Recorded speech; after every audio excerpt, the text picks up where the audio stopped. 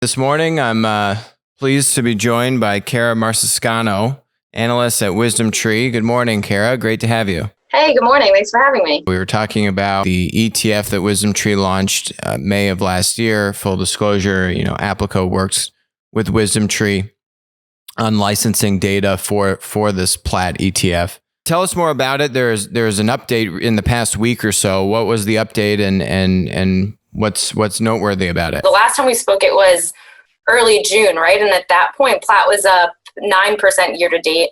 And we like to compare PLAT to the NASDAQ 100 index a lot of times because it's sort of this premier large cap growth benchmark. It's really tough to beat. So at that point, PLAT was up 9%. The NASDAQ 100 was up 10%. So they were neck and neck. And then since then, over the past 2 months, the last time I was on the show, PLAT has started to outpace the NASDAQ 100 index a little bit, and it's now up 31% year to date, while the NASDAQ's up 28%. So, a bit of outperformance there, and that's no easy feat. And if we look at, the large cap growth space generally, some of the largest large cap growth ETFs out there that PLAT competes with, from, companies like Vanguard and iShares, these massive asset managers, PLAT is outperforming them by, 8 to 10 percentage points. And that's a really big margin for performance year to date. And what that is telling us is that, the way that investors have traditionally accessed growth is not necessarily leading to the strongest performance year to date, when growth is, as an exposure, is outperforming value by some of the widest margins ever. But we did make some changes to PLAT at the end of July that just went into play. And, those are really enhancements to the strategy. But what's really important to emphasize is, the core exposure of PLAT is not changing, whatsoever. It's still investing in platform businesses that are fast growing and disruptive. And the reason we haven't touched that part of the fund is we continue to have super high conviction in the research that Applico does and in platform businesses. And we still think that these businesses are some of the most disruptive and fast growing, and that they're, going to deliver outperformance and outsized growth versus, some of the other growth exposures that are out there. So what we did do was a little bit of rebranding, and we changed a little bit of the mechanics of the way that we're providing exposure to platform businesses. So from a rebranding perspective, what we've done is we've renamed the fund. So the fund is now the WisdomTree Growth Leaders ETF. And the reason for the renaming is just, to really give investors a sense of the type of exposure they're getting with PLAT. We want it to be competitive in the large cap growth space. And we've also lowered the expense ratio by 25 basis points. It's now a 20 basis point fund, the WisdomTree Growth Leaders Fund. I think that, overall signals to investors that they're getting growth with this fund, and it's going to be more competitive in that space. Some of the more substantial changes that we've made in terms of mechanics are we've introduced a revenue growth requirement to the fund that we didn't have previously. So in order for a platform to make it into the fund and the index, it has to have at least 7% revenue growth. And the reason for that is, you want to make sure that you're getting the fastest growing companies in the fund. And you also want to, potentially identify those companies that are later in the growth stage cycle than some of the, perhaps younger, earlier stage growth companies. That doesn't mean that these companies that have below 7% growth rates aren't great businesses to own. They just might be in a more mature growth stage of their business. So that was one change we made. And then the other, perhaps most significant change that we put in place was the weighting mechanism of the companies in PLAT. So before, the fund was purely equally weighted. So every name in there had an equal chance of contributing to performance, at rebalance. Now that the fund is a modified version of equally weighted and market cap weighted, we're reducing some of the tracking risk to the large cap growth benchmarks, like we mentioned, the NASDAQ 100. And what that means is, if you look at large cap growth exposures, because they do own companies like Microsoft, Amazon, Google, Facebook, those are massive market cap names. So simply by equally weighting them, like we were with PLAT previously, you actually end up being significantly underweight those massive names that actually are platforms. And so you're sort of indirectly taking a bet against them. So by doing a modified cap of market cap and equal cap weighted, you're reducing some of that tracking risk and taking that off the table, which we thought was important to do. So we've done that and reduced some tracking risk. And the other changes that we've made have sort of been at the margin, where we're limiting non-US exposure to 12%. And within that 12%, 5% is going to be allocated to China. And we've also introduced a security cap. So only 9% of the fund can be held in a single company. So that's sort of an overview of what we've done. And we can talk about how, PLAT continues to be significantly different from some of the large cap growth exposures, but we're really excited about what we put in place. Still all platforms, right? About 51 stocks in the basket now versus, roughly 80 before. More than having the fee on it, right? I think that's a nice point. 45 to 20 basis points. And I think limiting the foreign exposure, the Chinese exposure, very timely move given current events. Conceptually, this is now the WisdomTree Growth Leaders Fund, right? That's the name. That's the new name for it. When you think about the decision to say why this is going to be WisdomTree's primary growth fund, I guess how did that decision come about? What was the thought process behind why PLAT, basically? So if you think about what's been happening year to date, what we've really seen is, growth totally outperforming value stocks. And we took a look at, what was really working for growth. And we identified, sort of what we already had in place with PLAT. All of the companies that were working year to date and that were the growth, actually leaders, we held in PLAT. And just by looking at what was going on in terms of the weighting mechanism, we already had what we needed.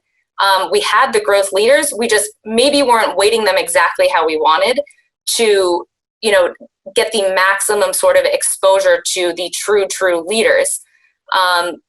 So if you look at what's going on in the market today, the asset heavy businesses, a simple example is looking at things like airlines. One of the other names that, has contributed to PLAT's strong performance year to date has been a company like Intel. And they're sort of in that, supply and production supply chain. And they recently announced that their production is, not going according to plan, a little bit slower than expected. And that was really, really negatively perceived by the market. And because PLAT won't own some of those infotech supply and production names, that's really helped the fund year to date. So even within, sort of the infotech space, which is always perceived as the growthy part of the market, by having this platform selection, you're avoiding those asset heavy businesses that are super sensitive to production news during the coronavirus pandemic right now. And it's just a different way to access growth. So you're not going to own those semiconductors, but you are going to maybe own some of these software companies that have benefited in a time like today. I think that's very well said. Some could say that you're zeroing in on a certain kind of tech company, right? I mean, by definition, all of these platform companies are going to have software as an integral part of their business. They could also have hardware technology, right? Like Apple. But you don't have to have hardware. Whereas you have a lot of these other funds that you were mentioning that, do have this kind of tech hardware exposure, or there's more like linear. It's still a tech quote unquote tech company, but it's asset heavy, or there's kind of tech manufacturing, or it's just a linear business. And we've seen now these platform businesses just continue to outperform. Which makes a lot of sense. What about, with the rebalance here and now 51 stocks, what would you say in terms of kind of cross-industry exposure? Is that still a dynamic of the basket? Yeah, and it's actually what makes PLAT super unique to other growth strategies. So I'm looking at the sector and industry exposure of PLAT versus, things like the NASDAQ 100 index. the S&P 500 Growth Index, Russell 1000 Growth Index. And, a lot of the growth funds out there actually, they pretty much just track the S&P 500 growth or the Russell 1000 growth. And those benchmarks have about 50% of their sector exposure in infotech alone. So they're essentially, tech strategies. PLAT, on the other hand, has 30% in infotech, 30% in communication services, and 20% in consumer discretionary. And it's also got, a bit of financials, industrials, healthcare, and real estate exposure. So you're going to have more diversity across sectors with PLAT because, we're investing, yes, in tech-enabled businesses, but not just growth tech businesses. And also from a country perspective, it's, pretty different from what you're getting from a lot of the growth exposures out there. So like we were saying, we introduced that 12% non-US country cap. So 12% of PLAT is going to be in companies outside of the US, while the other growth exposures out there are almost 100% US exposure. And if you really do want to get exposure to global growth, you do need to have a little bit more than 98% of your country exposure in the US. So PLAT's really different from, the other growth ETFs and benchmarks out there. You can see the performance year to date. I mean, year to date, actually, looks like we're at 31%. Since inception, wow, basically 46%. That's from May of last year. And when, we compare against the S&P 500 since inception, it's like 25% greater, right? You'd have $12,000 today in the S&P, and you'd have 14,000, almost 600 in PLAT. It's pretty remarkable. It is remarkable. Yeah, it's a great chart. I would say, people will obviously ask, why has performance been so strong? And, you can obviously dig into the individual names that are contributing. But from, a higher level, you think about what the other growth funds out there, and even the S&P 500, it is, because it does have those top 5 names in, platforms and growth names, it is sort of like a growth strategy indirectly. But growth funds out there, they're screening for just sort of fundamentals like EPS growth or sales growth, maybe another few fundamentals here or there. But there is something elusive about growth, identifying growth as a factor, as a fundamental factor. And it's not like the value factor where there is a lot of consensus around, how do you screen for value? There's something elusive. And we think there is a qualitative component of identifying growth companies, which is, obviously why we love working with your research and using your data as a signal, because it is a mix of both qualitative and quantitative. And that's what's really unique about PLAT. It's not just looking for companies with superior sales and earnings growth. It's looking for the qualitative component of platform businesses. Love it. Well, Kara, is great to have you on this morning. We're really excited to see, it's been great likewise to be working with WisdomTree. I think it was very interesting. It took us years to actually, find a partner like yourself, and then another maybe year or so, whatever, to actually get this fund going. But personally, from having talked to a lot of the different firms out there, this really, we got a lot of no's. Doesn't mean that the strategy is wrong. It just means that it is conceptually a very different way to think about structuring a financial product. And I think just your peers in the industry were not as willing to basically try out something new and kind of go for this. It's kind of like a thematic type of fund, but there's this kind of business model overlay across it.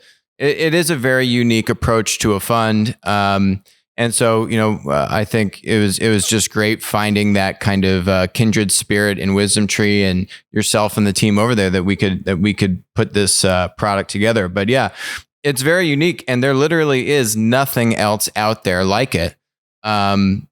So I think it'll be really interesting to see now, the back half of 2020, how it performs. We've certainly seen so far, those key two attributes, right? When there's a dip, it dips less and then it bounces back faster. And everyone likes to say that, their product or their fund has those dynamics. And I think we've seen that the proof is in the pudding. And these platform stocks are literally the epitome of those two attributes. So growth leaders. Yep. Yeah. The growth leaders. Exactly. So on that note, Kara, thank you so much for joining. Hope to have you back soon. Thanks for having me.